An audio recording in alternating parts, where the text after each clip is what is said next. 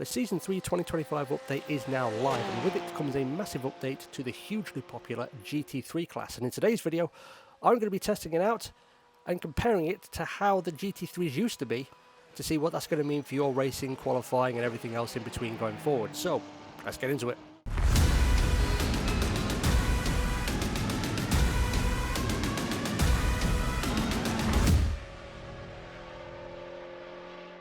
What's going on, guys? My name is Martinio and welcome back to the channel. And yes, it's update day once again in iRacing. The Season 3 2025 update is now live, and with it, as always, comes a lots of new content and updates and tweaks and changes. But one of the biggest changes, as I think we all know, is the changes and the updates to the hugely popular GT3 cars. And I figured this would be a good chance to do a little bit of testing to see how the cars are different, both pre and post update. The car I am using for this particular testing is the 911 GT3 car. This is because this is the car I have the most experience with when it comes to the GT3s. It's the car we tend to use for the special events for the team that I run in. And the track I'm using is Interlagos.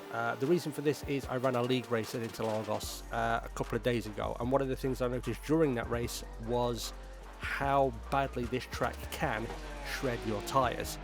And considering one of the big changes to the GT3s is the tyres and the tyre modelling, I figured this would be a good place to put the update through its paces and to see how it reacts and so on and so forth.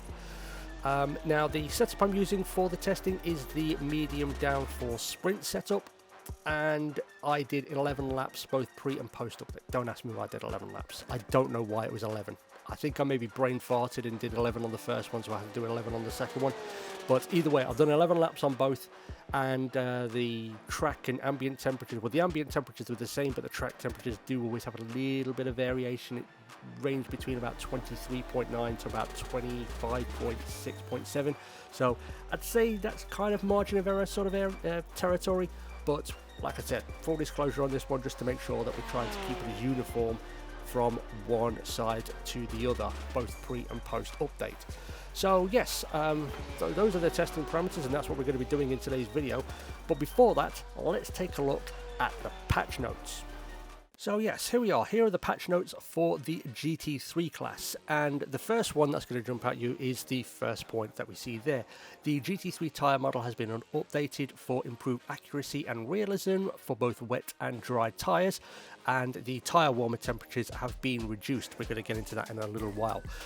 Dry traction control settings have been adjusted, aerodynamic parameters have been adjusted, so this isn't just about tyres. I watched a video by James Baldwin on the Sunday or the Saturday, I think it was, and a lot of what he talked about was the tyres and how the tyres react and some of the changes that you're going to see. But there are also aerodynamic changes, which again, we're going to get into that a little bit in the video, but there have been some changes to that. So it's not just tyres that have been updated for this. The minimum vehicle height is now determined by the lowest point on the front splitter or the ride heights. Now, I don't know whether this is to do with the red line thing. I don't think it would be, just purely because these updates have been sort of 6 months in the making in the race.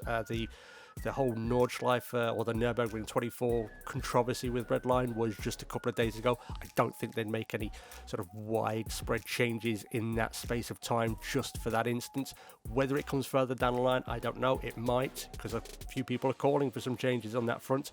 But either way, the minimum vehicle height is now determined by the lowest points on the front splitter or the ride heights. Garage tabs for these cars have been updated. Fuel economies have been rebalanced as well. So this, again, it's one of the things I didn't really look at, but whether this is going to have a change in terms of how many laps you can get out of a full tank, maybe it does, maybe it doesn't. That's something I might have a look at in another video.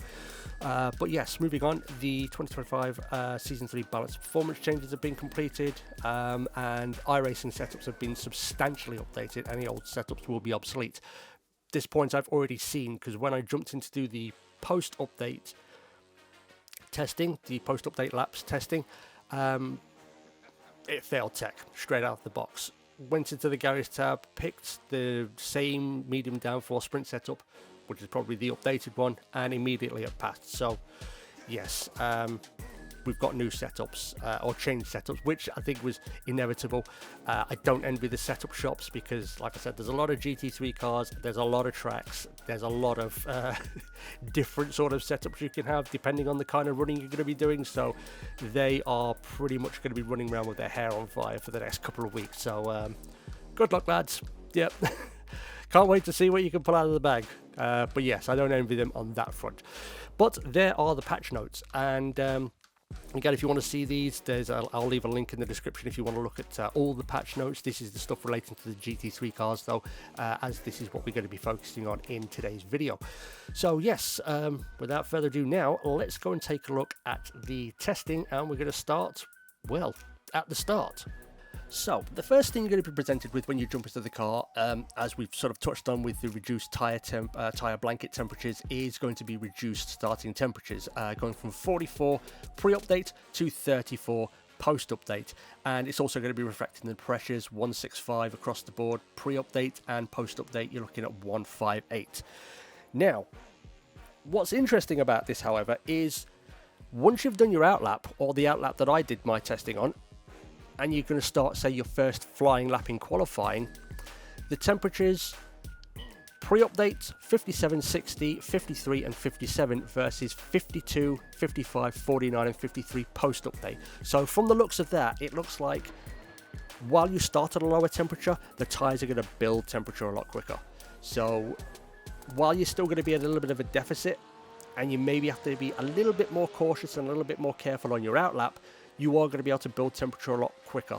I'm going to touch on this a little bit more a little bit later in the video, but so first lap of qualifying, you are still going to be in a little bit of a deficit, a gap of around 4 to 5 degree in terms of temperature, which, considering you started 10 degree down, is, I'd say, pointing towards the fact that these tyres, you can get heat into them a little bit easier, which I know people have talked about in terms of outlaps and your parade laps and your pace laps and so on and so forth. How do I get heat into the tyres? There's never really been a definitive answer for it. It seems now you can do that. You can get heat into the tyres a little bit more effectively. On to lap 2, which would probably be, for most instances, your fastest lap in terms of qualifying, unless you're me, of course, and you balls it up. But pre-update 67, 72, 61 and 68 versus post-update 64, 69, 59 and 66. So again, that gap of 5 degrees has come down to like 2 to 3 degrees, depending on the tyre. So it's definitely pointing towards the fact that you can get heat into the tyre. You'll still be at a little bit of a deficit, but it seems you can get heat into the tyre a little bit easier than you did previously, which is good, again, because accidents generally happen on cold tyres. A little bit further on down the actual run, like I said, I did an 11 lap run. Coming up to lap number 5, or the end of lap number 5, my temps were 80, 87, 72 and 82 pre-update, post-update 74, 84, 69 and 80. Now, to me, that says it builds quickly to a point, but then you're going to find yourself maybe in the optimal window a little bit. It gets to the optimal window and it stays there a little bit more. And there's less propensity to overheat the tyres, because as you can see, the post-update, some of those tyre temps are getting into the toasty range, where you may be going to see a drop-off in terms of performance. And that's again reflected when we get to the start of my 11th and final lap, which incidentally on both runs was my fastest lap, and we're going to take a look at those laps in a few minutes. But yes, pre-update 83, 92, 77 and 88. Post-update 79, 89, 74 and 86. So again, it seems like the tyres will build temperature, but you can stay in that optimal window a little easier. And it's also been talked about, James Baldwin mentioned it, I mentioned his video a moment ago. He mentioned that, and we've all noticed it, if you've driven a GT3 car, if you get to a point where you've overheated the tyres, either you're sliding, you've been pushing them too hard, it is nigh on impossible to get those temps to come back down. You are pretty much just struggling for the rest of your stint or the race itself, and you're going to lose positions, you're going to struggle, you may have accidents and so on and so forth. But for this, it looks like it's going to stay in the optimal window a little bit easier, and also it has been mentioned that if you do get a slide on and do overheat the tyres, you are going to be able to drag temperature off those tyres a little bit easier, and it's not going to be as detrimental as it used to be. Now, the other thing I just wanted to quickly touch on is I tested what would normally be the start of a race. So you go to the grid and an interlagos, you're about halfway around the course and you do your parade lap. I wanted to test how effectively I could get heat into the tyres on a parade lap sort of thing. So I didn't want to stray above 100 kph, and taking a look here at the two runs, pre-update 46, 46, 45, 45 were the tire temps when it came to sort of what would be the normal area where the green flag will drop when you actually go for it. So up by 2 compared to up by 1 to 2 compared to the start temperatures. Post update 39, 39, 38, 38, so up by 4 to 5 degrees. So again, this is pointing to the fact that it's easier to get heat into the tyres now, which is a good thing. In some degrees at least, it's a good thing that you can get more heat into the tyres. It maybe is going to lead to less accidents coming into turn 1 when people are on cold tyres and they maybe overshoot and just run into the back of people. However, I can also see a downside to this. If now it's a case you can get heat into the tyres more effectively on a parade lap where you're weaving, heavy braking, heavy acceleration, I can see a lot more people having incidents before the green flag is dropped. So if you are watching this video and you are intent on doing that, I would say maybe give the car ahead an extra 10 to 12 feet just so you can do that, and hope also the car behind is going to give you the same sort of courtesy. But again, a little bit more caution on out laps. You can build temperature, but again, I can see a scenario where this is maybe going to lead to accidents. So now we're going to move on to what I think you've all been waiting for, and that is the burning question: are the GT3 cars faster? Well, we're going to do a little bit of a side-by-side here, and we're going to take a look. So this is the start of my flying laps. Both came on lap 11, my fastest laps, and you can see I can take a little bit of a narrower line with the post update, where I've got to really open up the corner with the pre-update stuff. The car feels a lot lighter. It feels a lot more easy to get the nose into a corner. So yeah, this is a good thing. They feel more nimble, they feel more agile into and out of corners and up to the apex. So I feel like I can get the nose in a lot easier. I can get on the power a lot quicker as well as a result.